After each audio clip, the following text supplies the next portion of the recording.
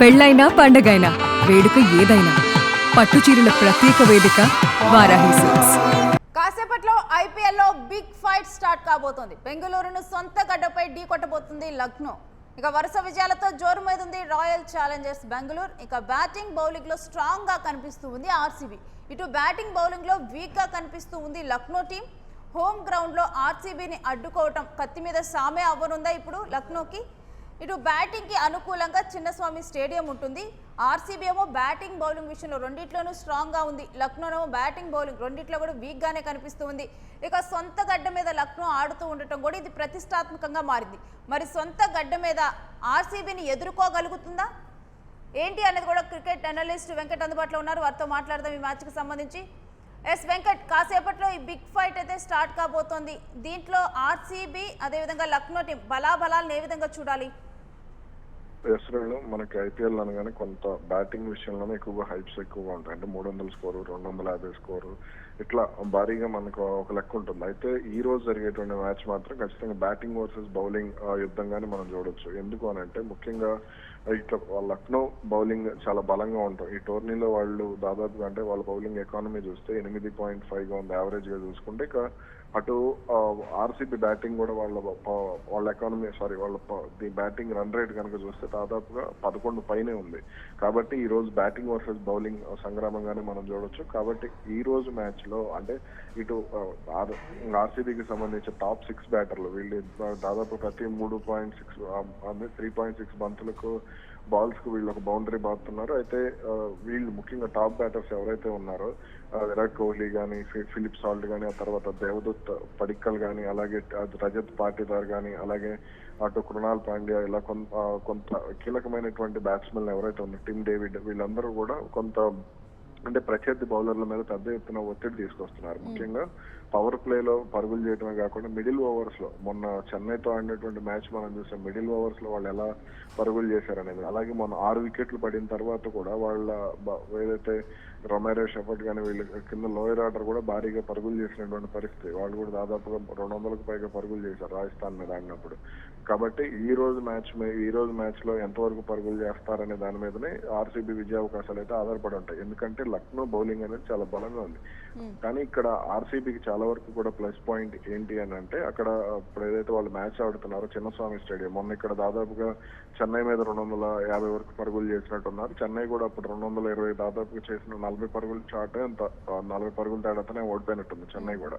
వాళ్ళు కూడా కీలకమైనటువంటి వికెట్లు పడిన తర్వాత కూడా వాళ్ళు సర్ఫరాజ్ ఖాన్ కానీ వీళ్ళు ఆడినటువంటి ఇన్నింగ్స్ తో వాళ్ళు భారీగానే ఆ రోజు కూడా పరుగులు చేసినటువంటి పరిస్థితి. కాబట్టి ఈ రోజు బ్యాటింగ్ వర్సెస్ బౌలింగ్ గా పోరు ఉండేటువంటి అవకాశం ఉంది. ముఖ్యంగా Mohammed Shami versus Jacob Duffy, అలాగే ఇటు ఆర్సీబీలో జాష్ హేజిల్వుడ్ కానీ, అలాగే అటు లక్నోలో ప్రిన్స్ యాదవ్ కానీ, ఇలా సుయాష్ శర్మ కానీ, ఇలా కొంతమంది కీలక ఆటగాళ్ల మీదనే మ్యాచ్ అనేది టర్న్ అయ్యేటువంటి అవకాశం ఉంది. అలాగే లక్నో బ్యాటింగ్ కూడా బలంగానే ఉన్నప్పటికీ కూడా వాళ్ళు కొంత ఫెయిల్ అవుతూ వస్తున్నారు. ముఖ్యంగా లక్నో బ్యాటింగ్ కు సంబంధించి మిచ్ మార్ష్ కానీ, అదేవిధంగా ఎయిడెన్ మార్క్రమ్ కానీ, అలాగే తర్వాత చూసుకుంటే రిషబ్ పంత్ కానీ, వీళ్ళందరూ కూడా అలాగే. అయితే వాళ్ళకి మైనస్ ఏంటి అని అంటే నికోలస్ పూరాన్ ఈ టోర్నీలో పెద్దగా ఆకట్టుకోలేకపోవడం వాళ్ళకి మైనస్ అవుతుంది. అదేవిధంగా ముకుల్ చౌదరి లాంటి ఫినిషర్ ఉండటం వాళ్ళకి కొంత కలిసి వచ్చేటువంటి అంశంగానే చెప్పుకోవచ్చు.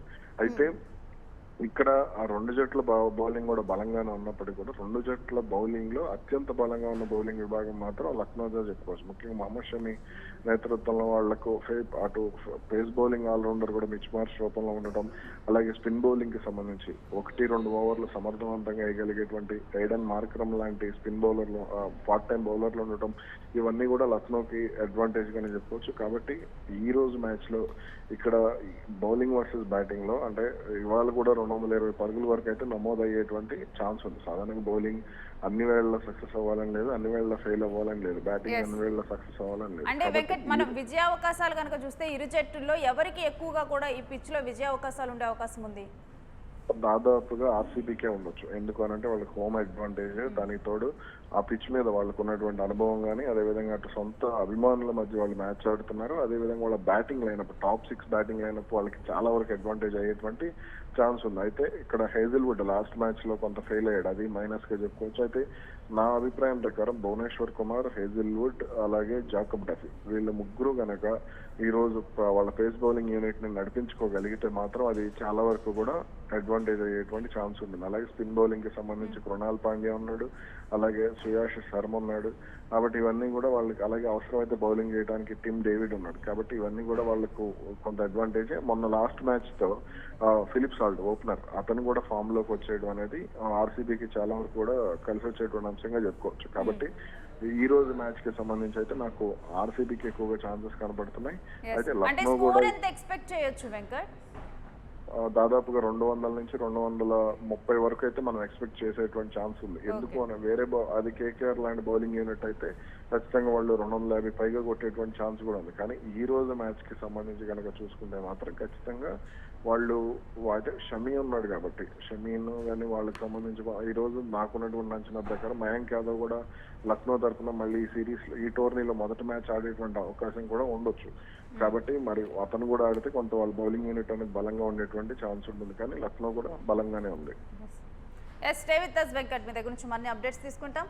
ఇక ఇవాళ ఆర్సీబీ వర్సెస్ లక్నో మ్యాచ్ జరగబోతుంది. అయితే దీంట్లో ఆర్సీబీ స్ట్రాంగ్గా ఉన్నట్లు కనిపించినా కానీ ఎవరి ఫామ్ ఏ టైంలో ఎలా ఉంటుందో కూడా చెప్పలేని పరిస్థితి. కాబట్టి ముందుగానే అంటే ఆర్సీబీకి విజయ అవకాశాలు ఉన్నప్పటికీ కూడా వార్ వన్ సైడ్ అని మాత్రం ముందుగా అనుకోవటం ఏమాత్రం కరెక్ట్ కాదని అయితే మనం ఇప్పుడు అనలిస్ట్ వెంకట్ గారు చెప్పిన దాని ప్రకారం అయితే మనకు అర్థమవుతూ ఉంది.